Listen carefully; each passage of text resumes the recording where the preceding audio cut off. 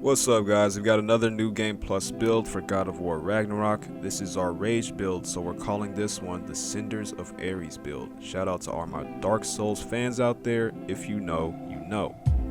Now let's get into the build, starting with our attachments. So for our axe, we're using the Furious Maul, mainly because of its boost to strength. The Slayer strength perk is nice, but it's pretty situational and we have many other ways to boost our strength, so we're not too worried about that. Also, our runic attacks for all weapons really don't matter all that much since we're getting our damage elsewhere. I would say just pick whichever runic attacks you like and use them to cancel enemy attacks as needed. Next we have our blades, so we have two choices here. We can either go with the Cursed Empress handles or the pommels of the 9 realms. The Cursed Empress handles grant you a low chance to boost your strength and runic on successful hits with your blades. On the other hand, the pommels of the 9 realms will grant you a realm shift whenever you activate Furious Immolation. So, both of these pommels will grant a decent boost to your luck, which help overall with the various luck perks on this build. Let's move on to the spear. We're going with the Charging Assault Swordster because it boosts our defense and luck stats. Its perk, Fearless Sprinter, is also pretty decent because we have a moderate chance to grant us an unstoppable aura. We actually won't see this in action because it gives you armor through enemy attacks, but since we're skilled, we're not getting hit anyway, so we don't have to worry about that. For our shield, we're going with the Onslaught Shield, mainly because of its boost to luck. Again, we need a high amount of luck to activate all of our perks and amulet engravings. And for the Shield Rond, we're going with the Rond of Aggravation because of its boost to luck, but also the Riposte Rage Burst perk, which will give us a small boost to our rage meter when we parry. As for your rage type, you can use whichever rage type you prefer, but personally Wrath is my favorite one, so that's what I have equipped now. Just make sure that whichever rage type you have equipped matches the boon that you equip on your amulet. And our relic is the Talisman of Main, which will give us a nice strength boost, but it won't be too important because the cooldown on it is pretty long with this build, so just use it as needed and keep it in your back pocket. Moving on to the armor pieces, we're going with the full Ares build, so the Ares chest will give you a chance to drop health stones on rage hits. Now it's important to note that these are special health stones on this build because they will boost your rage meter and trigger a big explosion which does a ton of damage. Now the amount of health stones that you'll drop does differ between rage types. I personally found that Fury drops the most health stones, which makes sense because you spend the most time enraged when using Fury. But overall, we don't need the health stones to do a ton of damage, even though they are nice. For the arms and legs, we have the Gauntlets of Ares and the War Belt of Ares, which will boost all of our damage by a whopping 50% for 10 seconds after activating Rage when our Rage meter is full. As you can see, this is where most of our damage is coming from, so we need to make sure that we're entering and exiting Rage at the right time to make sure that we can come back to full Rage meter and maximize our DPS. But honestly, most things will wither away after the first time you activate Rage if you're playing smart. Finally, we have our amulet. We're using the Niflheim set because it scales our melee damage based on our defense when we have at least 75% HP. Now this is a very important set for us because this damage boost is always active so long as you manage your HP, and it's a very noticeable boost in damage. When you lose HP, you will notice a big dip in your damage output. Next we have our rage boons. So as I mentioned earlier, whichever rage type you have equipped, you want to make sure that your boon slot matches that type. Also, they have various bonuses between them and they all have their own pros and cons. Next we have the Badge of Disruption, which gives you a chance to create an elemental storm when interrupting blue ring attacks or parrying. So this involves ice storms and firestorms, which will boost the frost or burn status on your enemies, but you'll also have a chance to grant the Storm of Bifrost, which is a direct boost to your damage output. We're also using the Fate Breaker Engraving, which will boost your strength, defense, and runic for 10 seconds after returning from Rage. So altogether we're talking 20 seconds of damage boost from entering Rage from a full meter.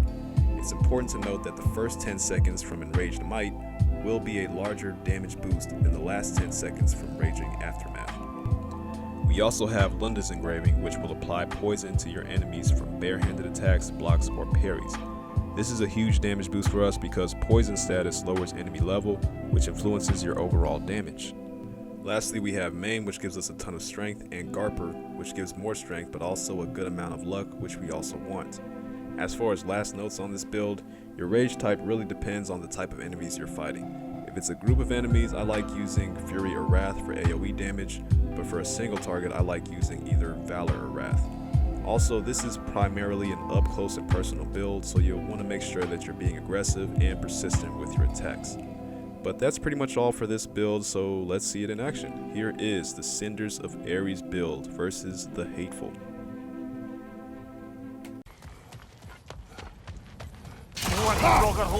We've got to clear out all these undead bastards.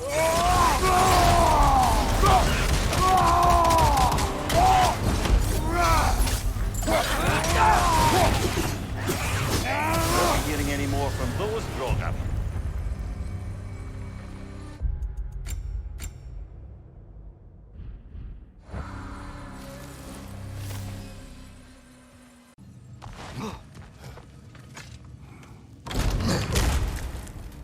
Another Grogger hole.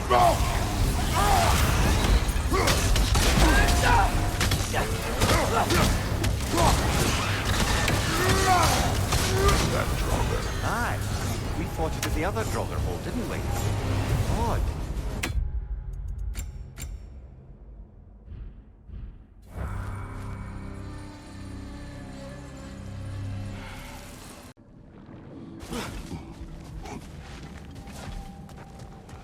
More bloody Draugr.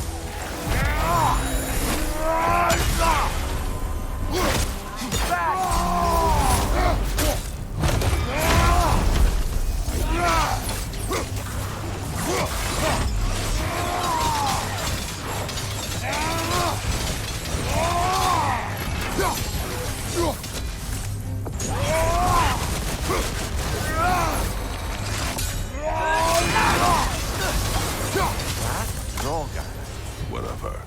Reminds me of tales of a cruel empress. One too angry to die. We will see. A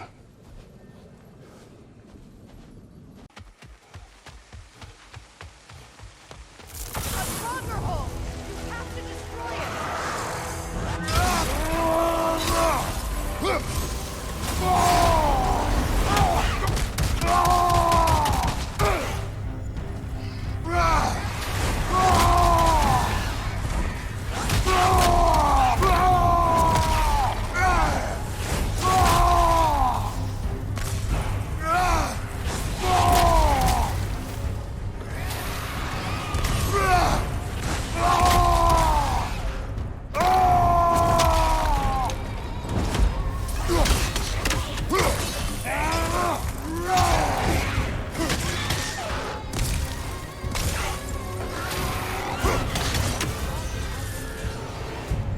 I have fought that one before. Really? How very strange.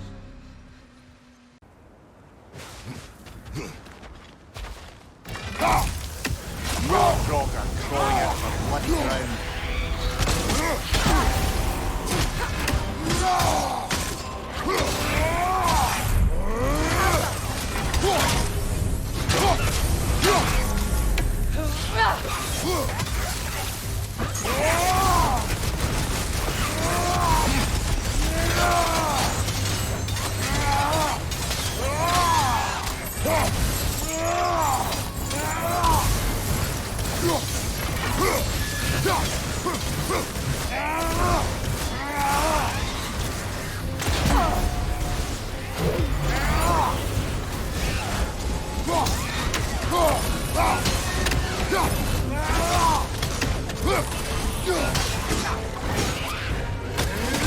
That's certainly the Empress I told you about. Blamed the gods for the death of her family, and has been haphazardly wreaking her vengeance on anything within arm's reach. Even death didn't stop her. I know.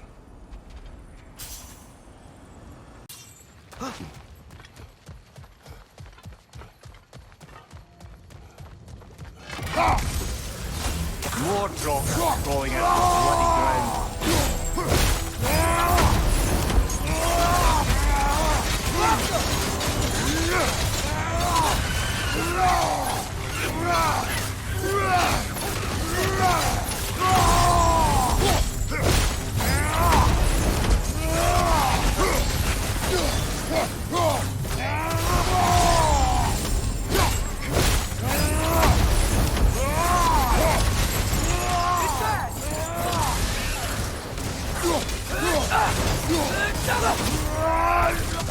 certainly the Empress I told you about.